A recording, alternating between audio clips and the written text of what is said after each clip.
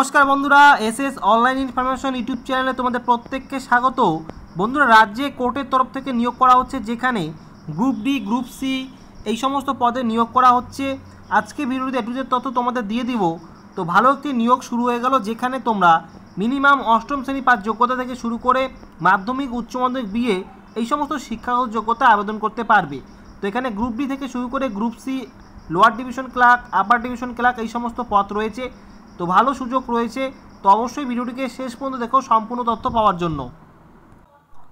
বন্ধুরা প্রথমেই দেখিয়ে দিচ্ছি গ্রুপ ডি পদ প্রসেস সার্ভার। এই পদের ক্ষেত্রে তোমাদের শিক্ষাগত যোগ্যতা যা থাকতে হবে সেটি হচ্ছে কোয়ালিফিকেশন অষ্টম শ্রেণী পাস থাকলেই তোমরা আবেদন করতে পারবে এবং মিনিমাম বয়স 18 বছর হতে হবে এবং যারা এসসি এসটি রয়েছে তাদের ক্ষেত্রে 45 বছর, ওবিসি যারা রয়েছে এসসি যারা রয়েছে তাদের ক্ষেত্রে 43 বছর, এসটির ক্ষেত্রে 45 এবং যারা জেনারেল ক্যাটাগরি রয়েছে তাদের ক্ষেত্রে 40 বছর থাকতে হবে, অর্থাৎ 18 থেকে 40-এর মধ্যে হলেই তোমরা আবেদন করতে পারবে। তো এই হচ্ছে বয়সের ক্রাইটেরিয়া। 18 থেকে 40 জেনারেলদের ক্ষেত্রে, ওবিসি এসসির ক্ষেত্রে 18 থেকে 43 এবং এসটির ক্ষেত্রে 18 থেকে 45 এর মধ্যে বয়স হলেই তোমরা গ্রুপ ডি পদের ক্ষেত্রে আবেদন করতে পারবে প্রসেস সার্ভারের ক্ষেত্রে। এবং সেই সঙ্গে group D peon, night guard এই সমস্ত পদেও নিয়োগ করা হচ্ছে যেখানে অষ্টম শ্রেণী মানের যোগ্যতায় তোমরা আবেদন করতে পারবে এবং বয়সের ক্রাইটেরিয়াও কিন্তু এখানে একই বলা হয়েছে। তো গ্রুপ ডি পদের ক্ষেত্রে এখানে দু ধরনের পোস্টে নিয়োগ করা হচ্ছে, পিওন, নাইট গার্ড এবং প্রসেস সার্ভার এই দুই ধরনের পদের ক্ষেত্রে এখানে গ্রুপ ডি পদে নিয়োগ করা হচ্ছে। তারপর তোমরা দেখিয়ে দিচ্ছি লোয়ার ডিভিশন ক্লার্ক। এই লোয়ার ডিভিশন ক্লার্কের ক্ষেত্রে তোমাদের শিক্ষাগত যোগ্যতার কথা বলা হয়েছে মাধ্যমিক পাস। এখানে মাধ্যমিক পাসের কথা বলা হয়েছে এবং বয়সের ক্রাইটেরিয়া তোমাদের এখানে দেখিয়ে দিচ্ছি। বন্ধুরা প্রথমে দেখিয়ে দিচ্ছি মিনিমাম এজ ক্রাইটেরিয়া। সব ধরনের পদের ক্ষেত্রে মিনিমাম এজ ক্রাইটেরিয়া 18 বছর বয়স থাকতে হবে এবং পদ ওয়াইজ অর্থাৎ যে সমস্ত পদের নিয়োগ করা হচ্ছে সেই ওয়াইজ কিন্তু ম্যাক্সিমাম বয়সের উল্লেখ করা রয়েছে। তো লোয়ার ডিভিশন পদের ক্ষেত্রে এখানে মাধ্যমিক পাস, সেই সাথে বয়স ম্যাক্সিমাম জেনারেলের ক্ষেত্রে 18 থেকে 40, ওবিসি এসসিরা 18 থেকে 43 এবং এসটিদের ক্ষেত্রে 45। এই বয়সের মধ্যে তোমাদের বয়স থাকলে তোমরা আবেদন করতে পারছো এবং সেই সাথে তোমাদের কিন্তু কম্পিউটার নলেজ থাকতে হবে। এখানে কিন্তু বলা রয়েছে a certificate in computer training from a recognised institution. তো সরকারি স্বীকৃত যে কোনো কম্পিউটার প্রশিক্ষণ কেন্দ্র থেকে তোমাদের কম্পিউটার জানা সার্টিফিকেট থাকলে তোমরা আবেদন করতে পারবে, সেই সঙ্গে মাধ্যমিক পাস হলেই তোমরা লোয়ার ডিভিশন পদের ক্ষেত্রে কিন্তু আবেদন করতে পারছো। অনেকে দেখতেই পারছো এই সমস্ত ক্রাইটেরিয়াগুলি থাকলে তোমরা কিন্তু এই লোয়ার ডিভিশন পদের ক্ষেত্রে আবেদন করতে পারছো। ইংলিশ স্টেনোগ্রাফার পদেও নিয়োগ করা হচ্ছে। এখানে কোয়ালিফিকেশন মাধ্যমিক পাস, সেই সাথে কিন্তু আরও অন্যান্য যে ক্রাইটেরিয়াগুলির কথা বলা হয়েছে এখানে দেখতেই পাচ্ছ। তোমাদের কম্পিউটার নলেজ এবং টাইপিং স্পিড যে বলা রয়েছে এই সমস্ত ক্রাইটেরিয়াগুলি যদি তোমাদের ম্যাচ করে যায় তাহলে তোমরা ইংলিশ স্টেনোগ্রাফার এই পদের ক্ষেত্রে আবেদন করতে পারবে। এরপরে আরও যে সমস্ত পদে নিয়োগ করা হবে সেটি হচ্ছে আপার ডিভিশন ক্লার্ক। বন্ধুরা এই আপার ডিভিশন ক্লার্কের ক্ষেত্রে তোমাদের গ্র্যাজুয়েট থাকতে হবে, অর্থাৎ বিএ পাস করে থাকলেই তোমরা আবেদন করতে পারছো। যে কোনো কলেজ বা ইউনিভার্সিটি থেকে, সরকারি স্বীকৃত কলেজ বা ইউনিভার্সিটি থেকে তোমরা গ্র্যাজুয়েট হলেই আবেদন করতে পারছো আপার ডিভিশন ক্লার্কের ক্ষেত্রে। এবং সেই সাথে কিন্তু তোমাদের এখানে বলা রয়েছে কম্পিউটার নলেজ থাকতে হবে এবং কম্পিউটার টাইপিং স্পিড কিন্তু থাকতে হবে, এখানে কিন্তু মেনশন করে দেওয়া হয়েছে। অনেকে দেখতেই পাচ্ছ এই কম্পিউটার টাইপিং স্পিডের কথা বলা রয়েছে, তাহলেই তোমরা কিন্তু এখানে আবেদন করতে পারবে এই আপার ডিভিশন ক্লার্কের ক্ষেত্রে। এবং এখানে ম্যাক্সিমাম বয়সের কথা যা বলা রয়েছে, এখানে জেনারেলের ক্ষেত্রে ম্যাক্সিমাম 32 বছরের মধ্যে বয়স হলে তোমরা আবেদন করতে পারবে, অর্থাৎ 18 থেকে 32 এবং ওবিসি এসটিদের ক্ষেত্রে 35 এবং এসটির ক্ষেত্রে 37। এই বয়সসীমার মধ্যে তোমাদের বয়স হলেই তোমরা কিন্তু এই আপার ডিভিশন পদের ক্ষেত্রে আবেদন করতে পারছো। তো এই সমস্ত upper division, lower division clerk, group D, process server, peon, night guard এই সমস্ত পদে নিয়োগ করা হচ্ছে। এই শিক্ষাগত যোগ্যতা এবং যে ক্রাইটেরিয়াগুলির কথা বললাম এগুলো থাকলেই তোমরা এখানে আবেদন করতে পারবে। অনস্ক্রিনে তোমাদের দেখিয়ে দিচ্ছি এখানে আবেদন করার যে লাস্ট ডেট রয়েছে সেটি দেখিয়ে দিচ্ছি। এখানে অফিসিয়াল বিজ্ঞপ্তি প্রকাশিত হয়েছে অফিস অফ দ্য ডিস্ট্রিক্ট জজ, উত্তর দিনাজপুর। দেখতেই পাচ্ছ এই উত্তর দিনাজপুর জজ কোর্টের তরফ থেকে এই লোকেশনে কিন্তু এই নিয়োগটি করা হচ্ছে, যেখানে জুলাই মাসের 20 তারিখ থেকে অ্যাপ্লিকেশন শুরু হয়ে গিয়েছে এবং অ্যাপ্লিকেশন করার লাস্ট ডেট রয়েছে আগস্ট মাসের 20 তারিখ। এই সময়ের মধ্যে তোমরা আবেদন করতে পারছো। এই হচ্ছে অ্যাপ্লিকেশন করার লাস্ট ডেট জুলাই মাসের 27 তারিখ থেকে অ্যাপ্লিকেশন শুরু হয়েছে, আগস্ট মাসের 20 তারিখ হচ্ছে অ্যাপ্লিকেশন করা লাস্ট ডেট। অনেক স্ক্রিনে দেখতেই পাচ্ছ, এই সময়ের মধ্যে তোমরা অ্যাপ্লিকেশন করে দিবে। তো এই হচ্ছে অফিসিয়াল নোটিশ, এবং দেখিয়ে দিলাম তোমাদের কোন কোন পদে নিয়োগ করা হচ্ছে এবং এডুকেশন কোয়ালিফিকেশন কী থাকতে হবে, এজ ক্রাইটেরিয়া কী থাকতে হবে এবং সেই সঙ্গে আর অন্যান্য কী ক্রাইটেরিয়া থাকতে হবে। এখন বন্ধুরা তোমাদের দেখিয়ে দিব যে সিলেকশন প্রসেস কী রয়েছে এই সমস্ত পদের ক্ষেত্রে। তার আগে তোমাদের কাছে একটাই অনুরোধ, যারা চ্যানেলে নতুন দর্শক রয়েছে এ ধরনের গুরুত্বপূর্ণ চাকরি আপডেট পাওয়ার জন্য অবশ্যই চ্যানেলকে সাবস্ক্রাইব করবে এবং ভিডিওটি ভালো লাগলে বন্ধুরা অবশ্যই লাইক করবে এবং সকলের সুবিধার্থে সকলের সঙ্গে শেয়ার করবে। এখন দেখিয়ে দিচ্ছি প্রথমেই গ্রুপ ডি প্রসেস সার্ভার বা পিওন নাইট গার্ড পদের ক্ষেত্রে সিলেকশন প্রসেস কী রয়েছে।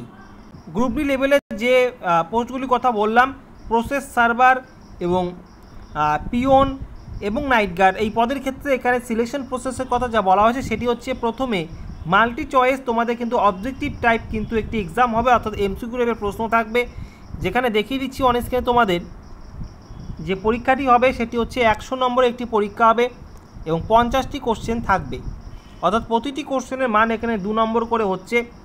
এবং কোন কোন বিষয় থেকে প্রশ্ন থাকবে সেটিও দেখিয়ে দিচ্ছি। General knowledge and current affairs, arithmetic, English, Bengali, এই সমস্ত বিষয় থেকে প্রশ্ন থাকবে।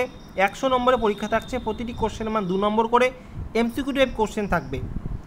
এবং এই এক্সামে তোমাদের যে এক্সাম পাস করার পর যে মেরিট লিস্ট তৈরি হবে ইন্টারভিউর জন্য, সেই মেরিট লিস্টে তোমরা চান্স পেলে তোমাদের ইন্টারভিউতে ডাক পাবে এবং তোমাদের ইন্টারভিউ হবে 25 নম্বরের। এই রিটেন এক্সামের নম্বর এবং ইন্টারভিউ নম্বরের উপর ভিত্তি করেই ফাইনাল মেরিট লিস্ট তৈরি করে এখানে কিন্তু সিলেকশন করা হবে। গ্রুপ ডি লেভেলে প্রসেস সার্ভার পদের ক্ষেত্রে এবং পিওন এবং নাইট গার্ড পদের ক্ষেত্রেও এখানে একই বলা রয়েছে যে এখানে তোমাদের রিটেন এক্সাম হবে 100 নম্বরের এবং 50টি কোশ্চেন থাকবে, অর্থাৎ প্রতিটি কোশ্চেনের মানে 2 নম্বর করে থাকছে। Bengali, general English, arithmetic and general knowledge and current affairs, এই সমস্ত বিষয় থেকে প্রশ্ন থাকবে। এই পরীক্ষায় পাশ করার পর তোমাদের ইন্টারভিউতে ডাকা হবে, 25 নম্বরের ইন্টারভিউ হবে, লিখিত পরীক্ষা এবং ইন্টারভিউর উপর ভিত্তি করেই কিন্তু এখানে ফাইনাল সিলেকশন করা হবে। তো এই ছিল গ্রুপ ডি এবং peon, night guard, process server পদের সিলেকশন পদ্ধতি অর্থাৎ সিলেকশন প্রসেস। এখন তোমাদের দেখিয়ে দিচ্ছি যে লোয়ার ডিভিশন ক্লার্কের পদের ক্ষেত্রে কি বলা হয়েছে। এলডিসি, প্রথমেই তোমাদের রিটেন এক্সাম হবে ফেজ 1-এ, যেখানে বলা রয়েছে যে 100 নম্বরের একটি পরীক্ষা হবে, প্রতিটি কোশ্চেনের মান এখানে কিন্তু বলা রয়েছে যে 1 নম্বর করে 100টি কোশ্চেন থাকবে। যে সমস্ত বিষয় থেকে প্রশ্ন থাকবে সেটি হচ্ছে English, general knowledge and current affairs and arithmetic, এই সমস্ত বিষয় থেকে কিন্তু প্রশ্ন থাকবে, অবজেক্টিভ টাইপ প্রশ্ন। তারপরে ফেজ 2-তে তোমাদের মেইন এক্সাম হবে, যেখানে গ্রুপ এতে 50 নম্বরের একটি রিটেন এক্সাম হবে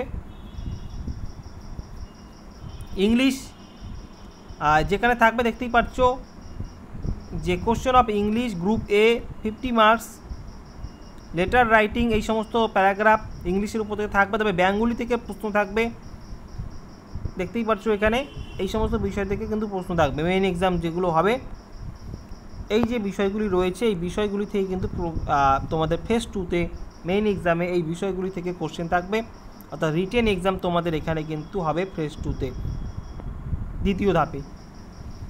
এই ধাপের মাধ্যমেই কিন্তু তোমাদের এখানে সিলেকশন করা হবে। এখানে এই মেইন এক্সামের পর তোমাদের কিন্তু computer proficiency test and computer proficiency test and final panel will be এখানে কিন্তু প্রসেস করা হবে বলা হয়েছে। অর্থাৎ তোমাদের মেইন এক্সামের পর তোমাদের এখানে বলা হয়েছে যে প্রফিসিয়েন্সি টেস্ট এবং কম্পিউটার সম্পর্কে তোমাদের কিন্তু এখানে টেস্ট করা হবে এবং এখানে তোমাদের পার্সোনালিটি টেস্ট করা হবে, তার মাধ্যমে এখানে কিন্তু সিলেকশন করা হবে লোয়ার ডিভিশন ক্লার্ক পদের ক্ষেত্রে। এবং আপার ডিভিশন ক্লার্কের ক্ষেত্রে যারা আবেদন করবে তাদের ক্ষেত্রে বলে রাখছি, এখানে কিন্তু বলা রয়েছে যে 2টি ধাপে এখানে পরীক্ষা হবে। ফেজ 1-এ তোমাদের মেইন এক্সাম হবে, দেখতেই পাচ্ছ এই সমস্ত বিষয় থেকে বন্ধুরা, ফেজ 1-এ তোমাদের প্রিলিমিনারি এক্সাম হবে, যেখানে 100টি কোশ্চেন থাকবে, ইংলিশ থেকে শুরু করে general knowledge, reasoning, current affairs, এই সমস্ত বিষয় থেকে প্রশ্ন থাকবে। অনেককে দেখতেই পাচ্ছ এই এক্সামের পর তোমাদের কিন্তু মেইন এক্সাম হবে। মেইন এক্সামে ইংলিশ এবং বেঙ্গলি, ইংলিশ থেকে লেটার রাইটিং, প্যারাগ্রাফ এই সমস্ত বিষয় থাকবে এবং বেঙ্গলি থেকে তোমাদের থাকবে এখানে letter writing, translation and report, এই সমস্ত বিষয় থেকে প্রশ্ন থাকবে। এবং তোমাদের এখানে পার্সোনালিটি টেস্ট 30 নম্বরের এবং কম্পিউটার প্রফিসিয়েন্সি টেস্ট 20 নম্বরের হবে। তার উপরে ভিত্তি করেই কিন্তু এখানে সিলেকশন করা হবে। তো এই সমস্ত বিষয়ের উপরেই কিন্তু ভিত্তি করেই তোমাদের ফাইনাল সিলেকশন করা হবে। তো অনস্ক্রিন আরও একবার দেখিয়ে দিচ্ছি, এই নিয়োগটি কিন্তু অফিস অফ দ্য ডিস্ট্রিক্ট জজ উত্তর দিনাজপুর কোর্টের তরফ থেকে করা হচ্ছে। তো তোমরা কিন্তু এখানে আবেদন করতে পারবে। তো বন্ধুরা, এই ছিল একটি চাকরির আপডেট যেখানে জেলা কোর্টের তরফ থেকে অর্থাৎ উত্তর দিনাজপুর কোর্টের তরফ থেকে নিয়োগটি করা হচ্ছে। তো তোমাদের অনলাইনে অ্যাপ্লিকেশন করতে হবে। অফিসিয়াল ওয়েবসাইট দেখতেই পাচ্ছ, এই হলো অ্যাপ্লিকেশন করার অফিসিয়াল ওয়েবসাইট। এই অফিসিয়াল ওয়েবসাইটে গিয়ে কিন্তু অ্যাপ্লিকেশন করতে হবে।